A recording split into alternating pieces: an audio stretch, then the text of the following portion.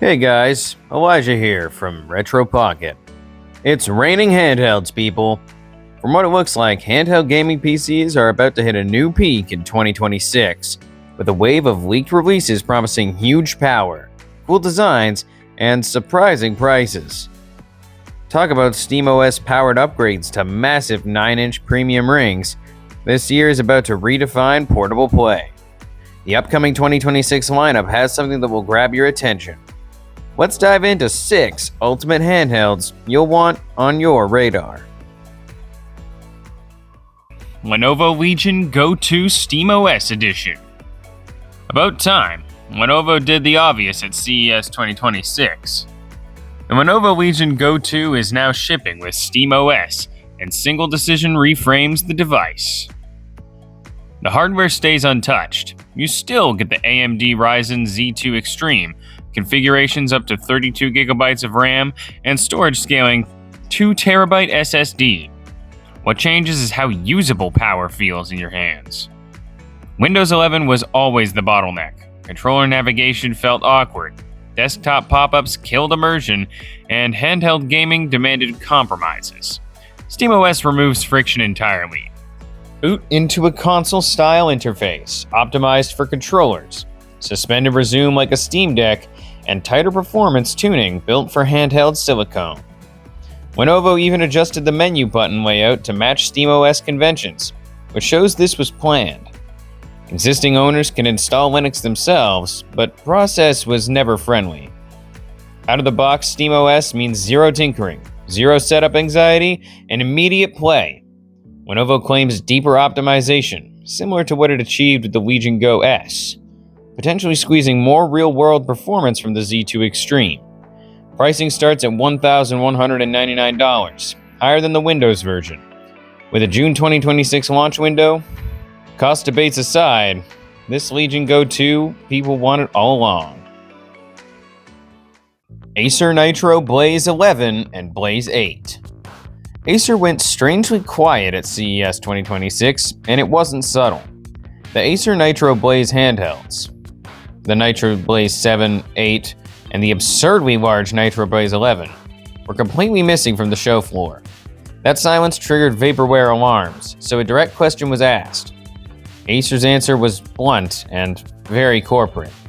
According to Acer's PR, the Nitro Blaze handhelds are still on the US roadmap, but launch plans are officially TBD. The reason is tariffs. With manufacturing and import costs fluctuating non-stop, Acer is prioritizing core, evergreen products instead of gambling on a niche category like handheld gaming PCs. Translation: the devices aren't canceled, but they're parked indefinitely. Timing also works against Acer. The handheld market is already dominated by Steam Deck, Legion Go 2, and ROG Ally variants. On top of that, RAM prices are climbing, GPUs remain tight, and premium handhelds are already expensive enough to scare casual buyers. Acer's bold move was the Nitro Blaze 11 with its massive display, detachable controllers, and laptop-class silicone. But size alone doesn't guarantee success, especially if pricing balloons. For now, Nitro Blaze exists in a bit of a limbo. Still planned, not launching, waiting for the market to stop shaking. Intel Panther Lake Handhelds. Intel's Panther Lake handheld wave is already talking like it wants to bench press the current crowd. A leaker at Kelper L2 claims Panther Lake handhelds at 30 watts can hit the same performance ballpark as Sony's rumored PS6 handheld APU, Canis supposedly at 15 watts. Not a win for efficiency, but a hint about headroom. Panther Lake supports XeSS3 with multi-frame generation and pairs it with ARC B390 class iGPU. One readout describes ARC B390 with 12 Xe3 GPU cores, plus CPU cores and an NPU. The handheld play is obvious. Drop the NPU, keep the CPU and GPU, then tune clocks for portable thermals. The ecosystem angle is spicy. Talk says AMD's Zen 5 Strix Halo is too power-hungry for low handheld TDP, while Ryzen Z2 Extreme is too slow in Intel's comparisons so far. Leaks also mention Intel Core G3 and Core G3 Extreme chips as the handheld SKUs. Intel has touted up to 82% better performance than AMD-powered handhelds, citing Arc B390 iGPUs plus Core Ultra X9 388Hz at 45 watts sustained from in-house benchmarks. Availability remains unknown. Intel teased an entire handheld gaming platform with Panther Lake, with more news later in 2026 from partners like MSI and Acer. Ayaneo Next II. Ayaneo is back in its oversized era, and the Next II is not pretending to be subtle. A handheld maker has officially revealed the Next II, a Windows-based gaming beast designed to outmuscle devices like the Legion Go 2 by simply being bigger, heavier, and more unapologetic.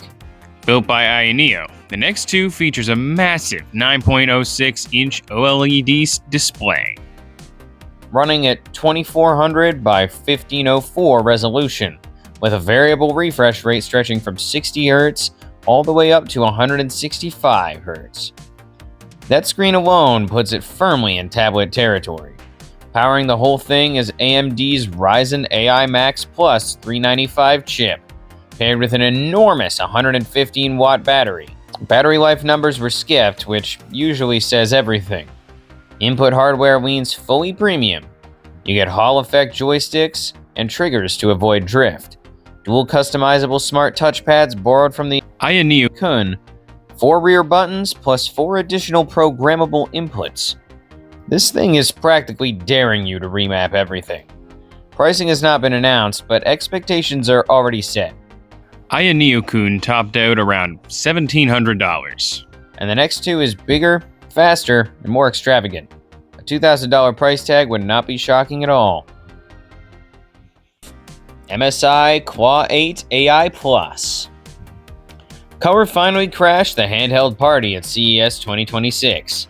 MSI unveiled the Glacier Blue edition of the Claw 8 AI Plus, and visually, it stands out instantly in a flooded market with black and white slabs. The icy blue shell looks sharp, modern, and unapologetically different, which already makes it memorable before specs even enter the chat. The problem is availability. This Glacier Blue variant is not a wide retail push, it's more of a showcase flex than a mass market release, meaning spotting one in the wild could be harder than finding a reasonably priced GPU in 2026. MSI hasn't committed to broad distribution, and that alone makes this model feel like collector bait. Hardware-wise, nothing changes under the hood. The MSI Claw 8 AI Plus remains the same Intel-powered handheld MSI has been pushing, just wrapped in a far more interesting shell. It still targets the premium end of handheld gaming PC space, competing directly with devices like the Legion Go 2 and other high-end Windows-based portables. So yes, MSI finally proved handheld gaming PCs don't need to look boring. Now comes the hard part, actually letting people buy one. Steam Deck 2. The Steam Deck 2 isn't missing because Valve is slow. It's missing because the silicone isn't ready. According to Valve engineer Pierre-Luc Greifas, the company refuses to ship a sequel unless the performance jump is unmistakably next-gen, not a polite 20 to 50% bump that drains the same battery faster. Valve already knows that the next Steam Deck should be. The problem is the SoC landscape. There simply isn't a mobile chip right now that delivers a massive performance leap while maintaining the power efficiency that defines the Deck experience. Valve wants a clear generational divide, not a spec refresh disguised as progress.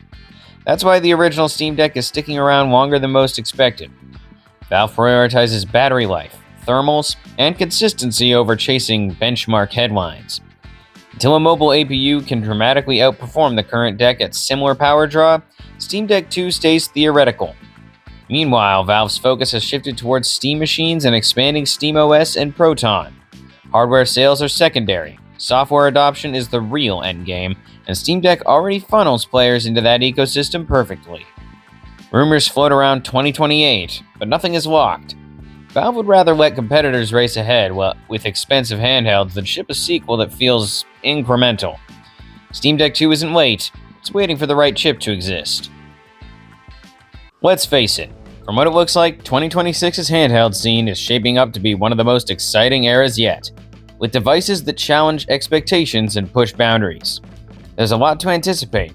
Some may be hard to find, others priced at premium, but every entry on this list signals growth for the category. The future of portable gaming is bright and bold. That's all for now. Elijah, out.